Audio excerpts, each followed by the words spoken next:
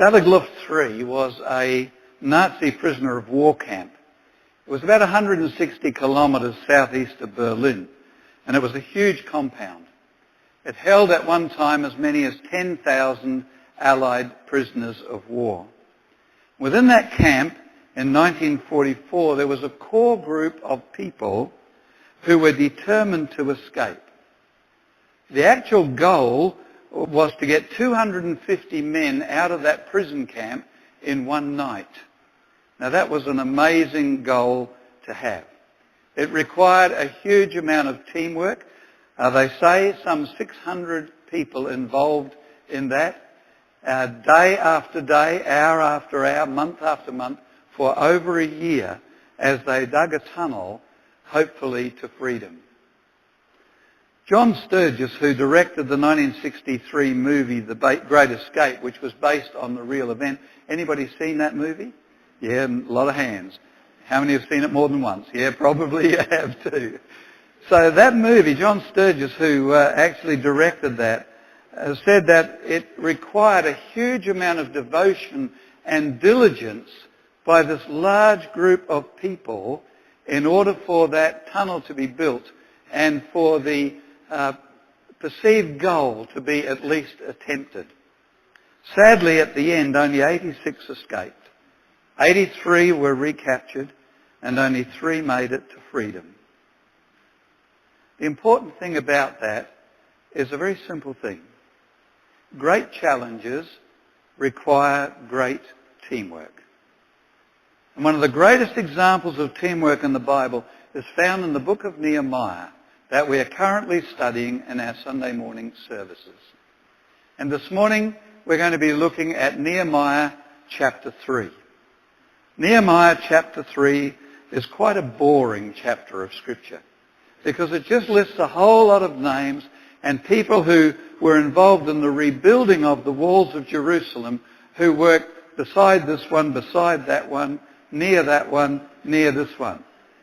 A whole group of people working together as a team to achieve a goal, the rebuilding of the walls of Jerusalem that had laid in ruins for many, many years. So what are some of the ingredients required for such teamwork? Well, I want to come back a little later in the service, and we're going to explore that together.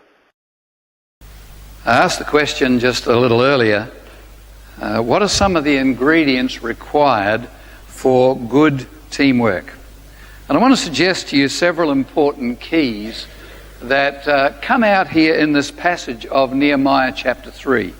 Keys that give us some direction, some understanding and some guidelines for what it means to really have good teamwork. The first thing that I want you to know is the first key to good teamwork is leadership.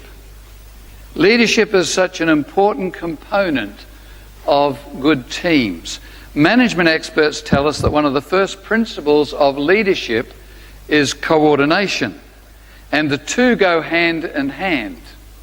A good leader is also able to coordinate.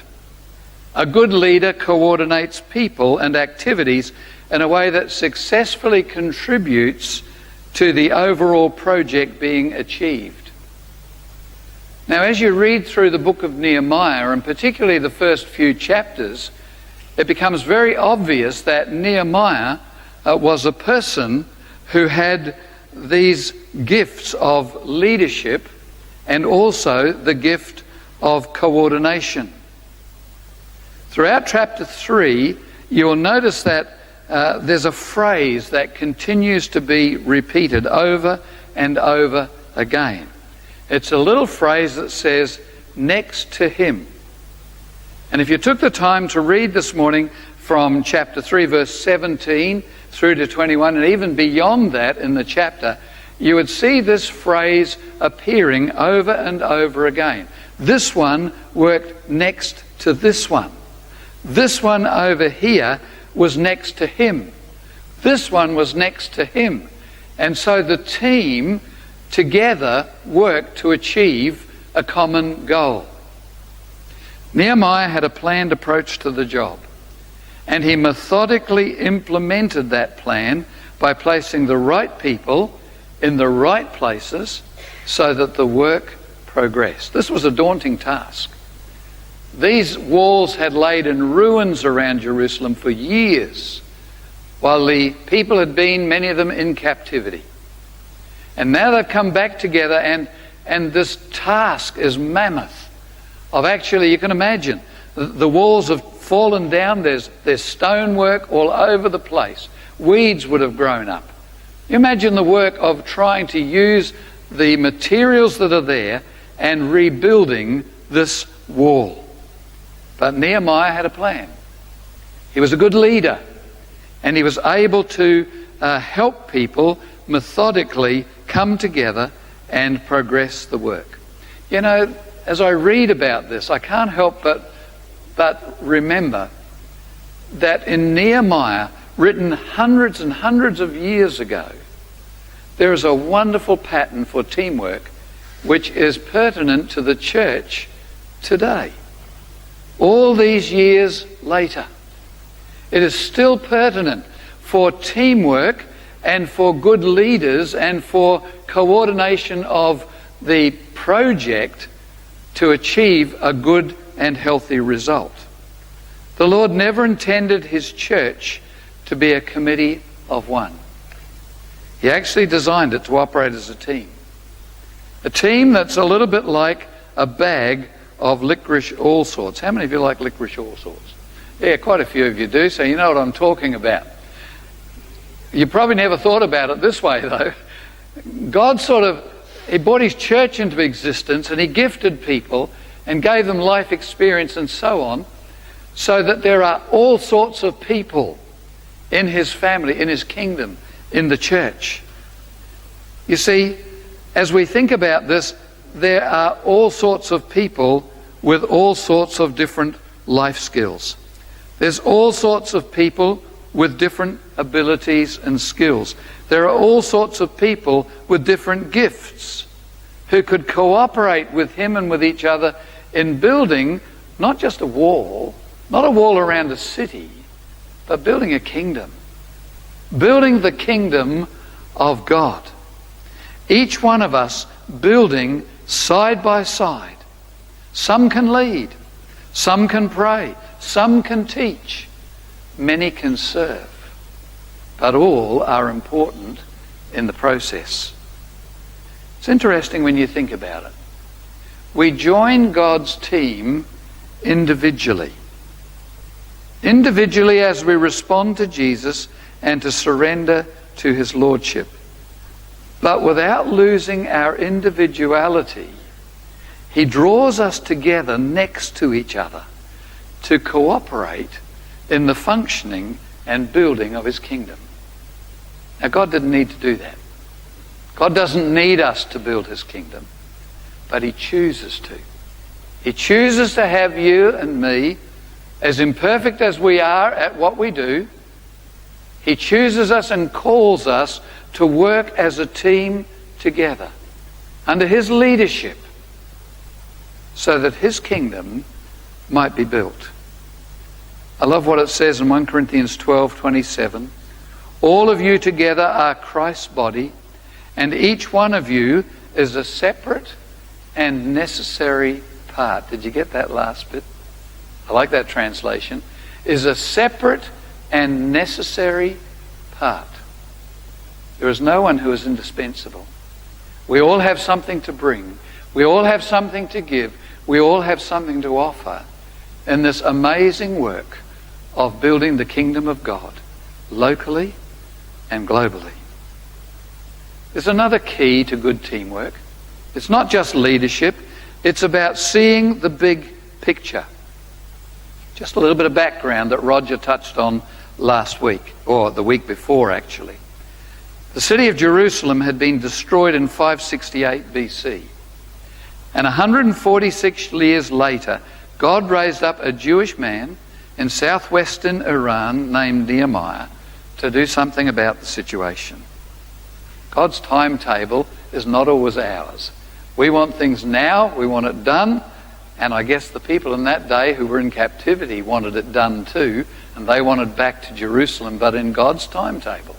He raised up this man, Nehemiah. Nehemiah is convicted of the need. He's prayerful in his response. He's diligent in his appraisal. He's planned in his approach to the project. And he comes to the people with a positive message. And this is the message. He says this: with the help of God, we can rebuild this wall. But more than that, with the help of God, we can rebuild this community. With the help of God, we can rebuild this nation. He couldn't only see the big picture, but probably more importantly, he could help others to see it too. And that's an important quality in leadership. Not only to see the big picture, not only to have a plan and an idea of how to accomplish it, but you have to help others in the team to see the picture too, to get the big picture. When there was just rubble and ruins, Nehemiah could see the big picture, and he coordinated a plan and a people to achieve the desired outcome. It would have been an impossible task if he couldn't have seen the big picture in his mind's eye.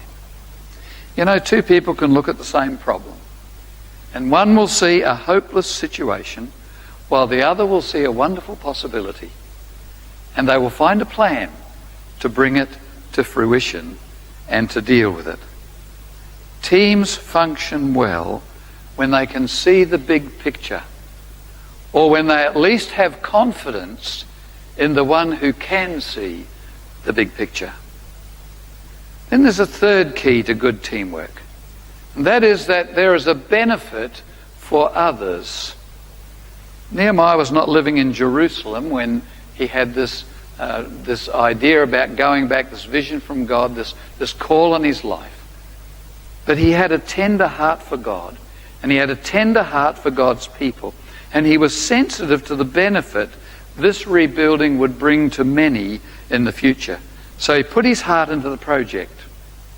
I want you to notice something about Nehemiah. I think he's the most amazing character. He wasn't in it for self-glorification.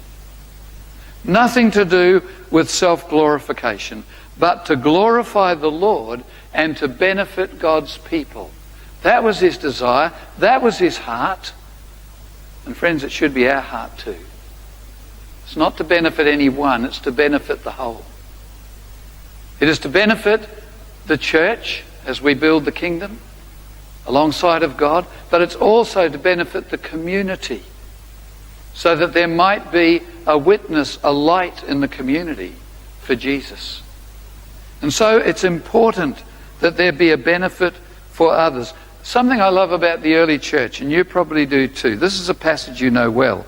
In Acts chapter 6, Luke records that there is a need amongst the Hellenistic widows to be provided with food. So what did the apostles do? The apostles coordinated a program where men with the right heart took care of the need. They got a little team together, and they worked at the need and achieved the result. Ego wasn't involved. There was simply a desire to benefit others. You know, teams work well when egos are put aside and the goal is for the benefit of others. Then there's a fourth key to good teamwork: organisational skills. The old saying's still true: if you fail to plan, you plan to fail. We've all heard it, and it still works, and it's still true. It's very difficult to coordinate a project without a plan. And it's very difficult to draw up a plan and then implement it if you don't have organisational skills. Now, Nehemiah was a master at both. He had an overall plan. He organised the plan into achievable bite-sized chunks. And then he involved a lot of people in small individual parts of the project. Not rocket science, is it? It's very practical. And it worked for Nehemiah. And it worked for his people. And friends, it can work for us today in the church of the Lord Jesus Christ. It's a good strategy. And it worked even though there was some opposition. There were some who refused to become involved. But the program and the plan still worked because it was well organised. You see, in chapter 3 and verse 6, the results are recorded. It says, "So we built the wall, and the entire wall was joined together up to half its height." Why? Because the people had a mind to work. Organisational skills are an important part of teamwork. Then there's a fifth key. This is going a bit beyond a 3-point sermon, isn't it? Sorry about that. Fifth key. Chapter 3 verse 1 tells us about right choices. It records that Nehemiah chose to put the prominent priests to work in the most strategic place, the sheep gate. And when they had completed it, they held a little service to consecrate it. Isn't that interesting? You see, this kicked off the project, and it would have been a tremendous encouragement to the people to see their spiritual leaders roll up their sleeves and get involved. To actually dirty their hands, to get down amongst the rubble and the rocks and the weeds and the dirt and to build. The spiritual leaders did not stand aloof. They became involved in the whole process. And they got down there with the people and they built. And they were an example to the rest of the team. And I love how it says, and they held a little service to consecrate the part that they'd done. Every bit needs to be celebrated. And so it was in Nehemiah's time. But there were some who didn't want to work. If you took time to read chapter 3, you would see not only the priests but the government officials. There were jewelers, there were pharmacists, there were business people, there were merchants, there were men, there were women, there were whole families. Many of them with soft hands and unskilled at building, all choosing to work beside each other to achieve something that was important to all of them. Nehemiah made good choices, and so did the people. But chapter 3 verse 5 tells us that the men of Tekoa became involved, but their nobles would not put their shoulders to the work. They separated themselves. They felt that that was maybe beneath their dignity, and so they chose not to work. It seems that some people just can't find the right job to suit them. I'm reminded of this little story about a man who had been out of work for a long time. And he was saying to a friend of his, he said, "Oh, look, I've tried to get work." He said, "It's been very, very difficult." He said, "First I got a job in an orange juice factory, but I got canned and I just couldn't concentrate." And he said, "And then I worked as a lumberjack in the woods, but I just couldn't hack it, and they gave me the axe. And after that I tried to be a tailor, but I just wasn't suited for it." And so he was going on and telling his friend, "I even tried working in a muffler factory, but that was exhausting. I wanted to be a barber, but I just couldn't cut it. I managed to get a job working for a pool maintenance company, but the work, it was just too draining." It's hard sometimes to find the right fit, isn't it? To get a job that suits. I love this last bit. "Finally, after many years of trying to find steady work, I got a job as a historian, till I realised there was no future in it." Teams work well.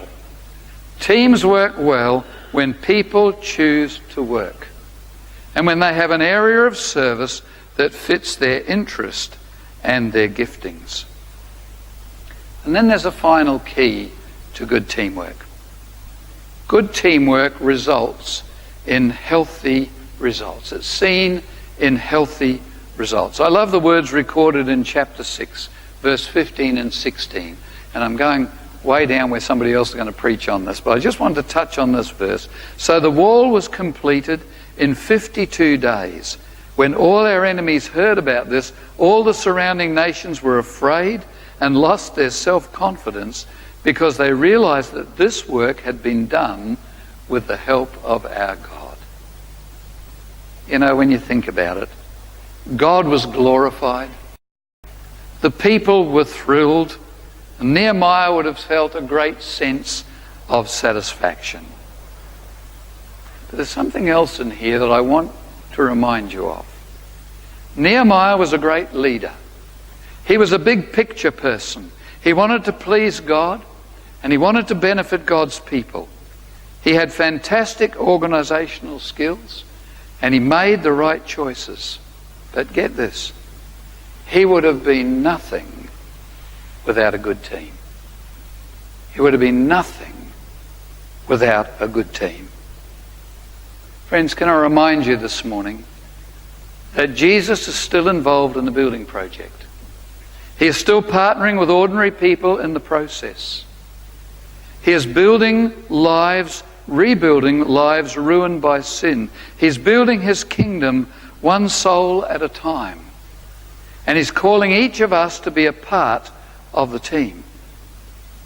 He's given us life experiences, natural abilities, spiritual gifts, and he wants us to work together with him in building a healthy church right here, in this place, in this day, and in this set of circumstances that we find ourselves in. There's a little story that I'm sure you've heard before, but it bears repeating. It goes like this.